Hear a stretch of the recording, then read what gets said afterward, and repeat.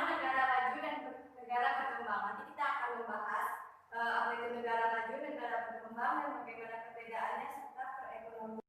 Kita lihat ya, yaitu judulnya kerjasama negara maju dan negara berkembang.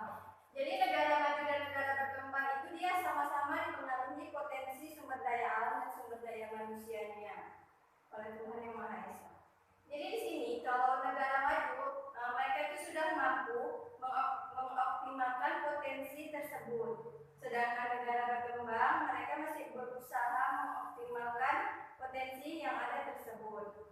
Jadi untuk itu kita di sini harus jadikan sumber daya manusia yang potensial dan produktif untuk memajukan negara sendiri. Dengan melakukan hal tersebut berarti kita sudah menumbuhkan perilaku cinta tanah air. Ini karakteristik dari persebaran negara maju dan berkembang di dunia. Jadi cara membedakan negara maju dan negara berkembang yang paling mudah adalah dengan melihat tingkat pertumbuhan perekonomian. Jadi kita bisa melihat bagaimana pertumbuhan perekonomian yang ada di negara tersebut. Jadi itu merupakan ciri-ciri ataupun cara membedakan negara maju dan negara berkembang yang paling mudah. Selanjutnya itu tingkat perekonomian ini dinyatakan dengan pendapatan per kapita yang menjadi sumber pengetahuan yang meliputi Gross National Productive atau GNP dan Gross Domestic Product ataupun GDP. Jadi indikator negara maju dan negara berkembang tidak didasarkan pada umur suatu negara, kekayaan sumber daya alam atau kecerdasan warganya, tetapi berdasarkan sikap atau perilaku warga negaranya. Ya, jadi negara maju dan negara berkembang ini dia tidak dilihat dari sumber daya manusianya atau manusianya cerdas ataupun sumber daya alamnya, tidak seperti itu, tapi dilihatnya berdasarkan sikap dan perilaku warga negaranya. Jadi sekarang kita akan membahas data yang berdasarkan yang dikeluarkan oleh Bank Dunia, yaitu World Bank pada tahun 1967. Di sini World Bank mengklasifikasikan negara di dunia berdasarkan tingkat pendapatan per kapita ke dalam 4 kelompok, yaitu sebagai berikut. Yang pertama itu ada negara berpendapatan rendah, yaitu negara-negara yang pendapatan per kapita penduduknya kurang dari 785 US dollar. Dua, negara berpendapatan menengah. Yang ketiga ada negara berpendapatan menengah tinggi, dan yang keempat ada negara berpendapatan tinggi. Jadi itu hanya kita bahas sekilas saja, dan kita akan bahas lebih lanjutnya lagi. Begini, kita akan membahas tentang pengertian negara maju, pengertian ataupun ciri-ciri negara maju. Jadi negara maju adalah negara yang memiliki pendapatan per kapita yang tinggi. Pendapatan per kapita yang tinggi itu memiliki ciri-ciri negara majunya adalah memiliki teknologi tinggi, dan sebagian besar penduduknya memiliki mata pencarian di luar sektor pertanian, seperti sektor industri dan jasa. Jadi pada negara maju itu mereka lebih banyak penduduknya itu sebagai sektor industri ataupun jasa. Mereka jarang sekali penduduknya itu masyarakatnya bermata pencarian sebagai petani. Jadi itu yang ciri-ciri dari masyarakat yang berada di negara maju. Perdagangan, ekspor negara maju itu lebih besar dibandingkan impor. Jadi ekspornya lebih besar daripada impor. Hal ini hampir semua aktivitas manusia diarahkan pada aktivitas yang bersifat produktif dan komersial, seperti sektor industri dan pertanian. Barang-barang yang dihasilkan memiliki keunggulan-keunggulan sehingga dapat bersaing di pasar. Jadi dari kegiatan industri dan pertanian sudah menggunakan teknologi yang modern, sehingga menghasilkan produksi yang banyak dengan ciri dan kualitas yang bagus. Jadi ciri-ciri negara maju diantaranya itu, yang pertama ada kualitas sumber daya manusia terhadap ilmu pengetahuan dan teknologi umum sudah tinggi. Jadi sumber daya manusianya itu sudah memiliki pengetahuan tentang teknologi yang umumnya itu sudah tinggi. Itu yang menyebabkan negara itu maju ataupun ciri-ciri dari negara maju. Yang kedua itu ada tingkat pendidikan yang tinggi. Jadi mayoritas masyarakat di negara maju itu sudah memiliki pendidikan yang tinggi. Yang ketiga itu ada angka pertumbuhan penduduk rendah karena angka kelahiran kecil. Ya, biasa jadi di negara-negara maju itu mereka lebih suka beraktivitas. Jadi mereka kurang suka untuk memiliki banyak keturunan atau melahirkan karena bagi mereka itu sulit. Dan yang keempat itu ada sirkulasi dan kondisi perekonomian yang tinggi. Jadi sirkulasi dan perekonomian masyarakatnya itu tinggi, pendapatan per kapitanya itu tinggi. Dan yang kelima ada lapangan pekerjaan terbuka dan beragam. Jadi banyak lapangan pekerjaan terbuka dan sangat beragam. Jadi masyarakatnya bebas memilih sehingga mereka bisa membedakannya, mereka bisa memilihnya dan tidak terjadi banyak pengangguran. Yang keenam itu ada fasilitas pendukung kehidupan seperti pendidikan, kesehatan dan yang lebih baik. Jadi di sini banyak yang lebih baik dijamin, pendidikannya dan kesehatannya itu dijamin dalam negara mereka. Jadi kita membahas negara maju, sekarang kita akan membahas negara berkembang. Jadi di sini pengertian negara berkembang itu terdapat beberapa sebutan yang sering dikemukakan oleh para ahli. Yang pertama itu terdapat istilah negara tidak berkembang dan negara kurang berkembang. Jadi suatu negara dikatakan tidak berkembang karena negara tersebut tidak memiliki prospek untuk berkembang.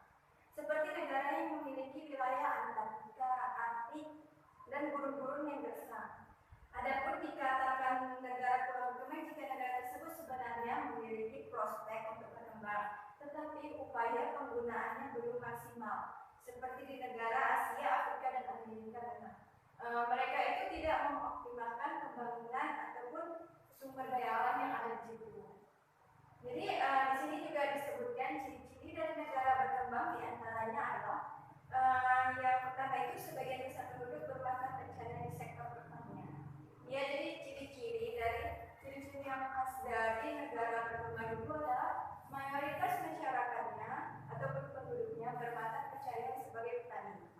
Yang kedua, tingkat pendidikannya rendah. Masih kurang sadarnya akan tingkat pendidikan. Jadi yang membuat pendidikan itu rendah itu yang menyebabkan suatu negara itu menjadi negara berkembang, bukan negara maju. Yang C itu angka kelahiran dan angka kematian yang lebih tinggi.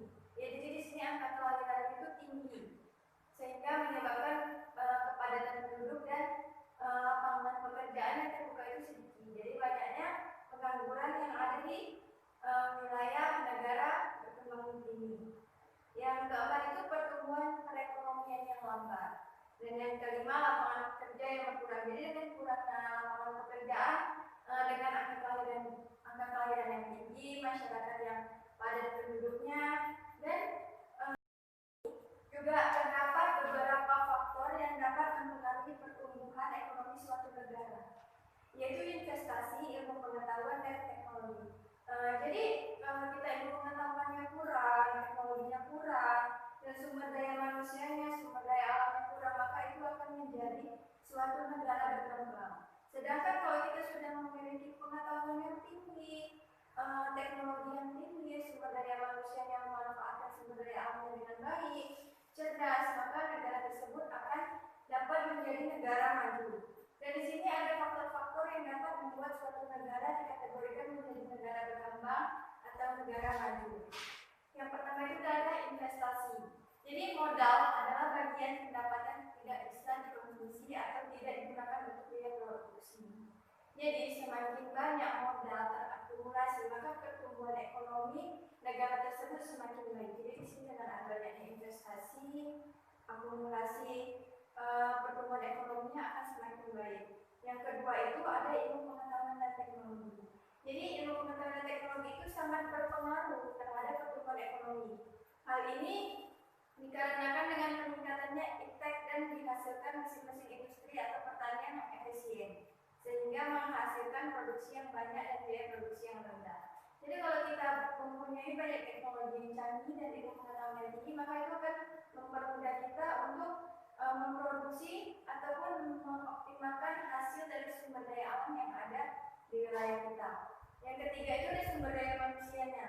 Jadi di sini sumber daya manusia yang dimaksud itu adalah jumlah penduduk sebagai sumber angkatan kerja di berbagai ekonomi, di berbagai kegiatan ekonomi dan proses produksi. Dengan banyaknya jumlah penduduk di negara berkembang, hasil produksi hanya dapat dikonsumsi dalam negeri, tidak memberikan kesempatan untuk ekspor yang dapat meningkatkan devisa. Bahkan dengan jumlah penduduk yang banyak akan meningkatkan permintaan impor barang-barang dari luar negeri.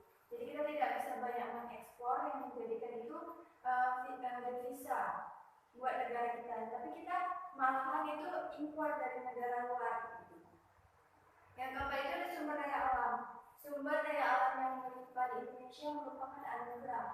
Jadi dengan cara memanfaatkannya secara aktif dan bijaksana, misalnya dengan menghemat penggunaan air dengan melakukan penanaman pohon untuk menyimpan cadangan air. Akan tetapi meskipun sumber daya alam melimpah, jika tidak diiringi dengan kualitas sumber daya manusianya dan teknologi yang tinggi, maka sumber daya alam itu tidak memberikan kesejahteraan.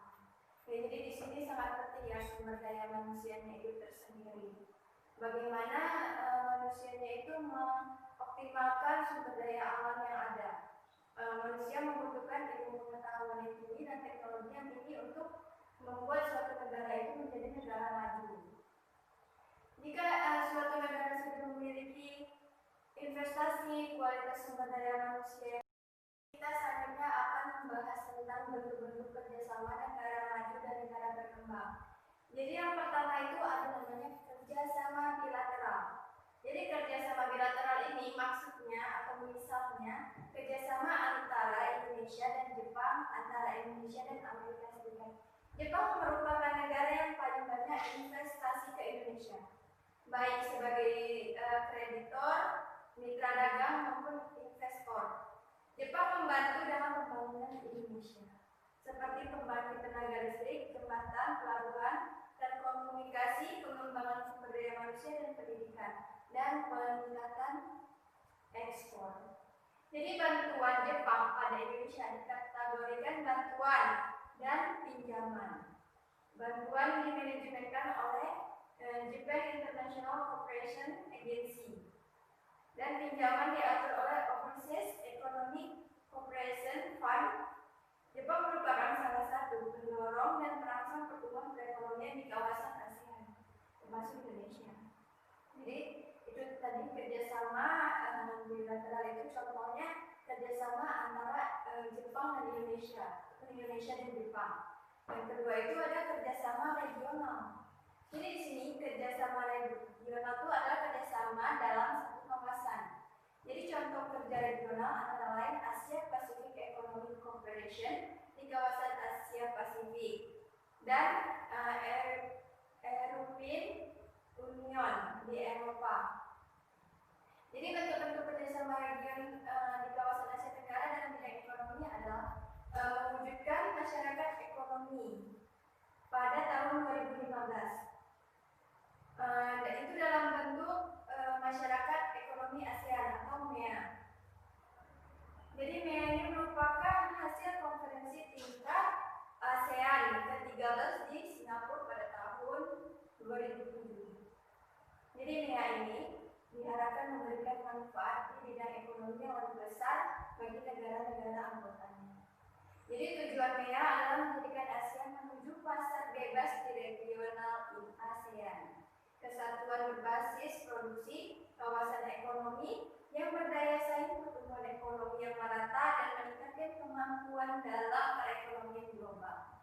Jadi itu yang dimaksudkan kerjasama regional. Jadi di sini ada beberapa contoh kerjasama Indonesia dengan negara maju Asia dan Eropa. Jadi yang pertama itu ada kerjasama Indonesia dengan Norwegia. Jadi salah satu contoh dekatnya hubungan antara kedua ini dapat dilihat dari meningkatnya kegiatan seminar dalam bidang peningkatan produksi minyak tahap lanjut. Jadi kerjasama antara Indonesia dan dengan Norwegia itu dia lebih ke produksi minyak. Jadi itu dia kerjasamanya. Dan yang kedua itu ada hubungan internasional Indonesia dengan Inggris. Jadi di sini itu berjalan di sektor perekonomian, salah satunya bentuk dan contohnya itu seperti cadangan minyak bumi. Jadi bentuk kerjasama Indonesia dengan Inggris ini sektor perdagangan antara lain ekspor baja, karet alami, dan mebel dari kayu dan ke Inggris. Jadi seperti yang kita ketahui di Indonesia ini banyak sekali sumber daya alamnya, bahkan kaya akan sumber daya alamnya, yang menjadikan Indonesia itu bisa bekerja sama dengan negara lain baik dalam minyak bumi. Kita akan membahas tentang dampak pasar bebas terhadap Indonesia. Jadi di sini ada bentuk kerjasama di kawasan Asia Tenggara dalam bidang ekonomi adalah mewujudkan masyarakat ekonomi ASEAN atau MEA pada tahun 2015. MEA merupakan hasil konferensi tingkat tinggi ASEAN ke-13 di Singapura pada tahun 2007. Seperti yang kita katakan tadi, agar dapat mewujudkan pasar tunggal dan kesatuan berbasis produksi, maka dalam MEA dilakukan melalui 5 pilar, yaitu aliran bebas barang, jasa, investasi, tenaga kerja terampil, dan modal pada seluruh negara anggota MEA. Jadi manfaat dari MEA ini ataupun masyarakat ekonomi ASEAN, jadi manfaatnya itu bagi Indonesia antara lain meningkatnya kompetisi di antara pelaku pasar sehingga mendorong harga barang dan jasa yang sama lebih rendah. Jadi yang kedua, meningkatkan variasi kualitas. Jadi MEA ini juga meningkatkan variasi kualitas pilihan yang luas bagi kawasan yang terintegrasi. Yang ketiga, ada desain produk dan metode pelayanan. Sistem produksi dan distribusi menjadi tantangan bagi pelaku pasar sehingga mendorong perubahan. Jadi MEA di sini itu mendorong suatu perubahan tingkat pasar.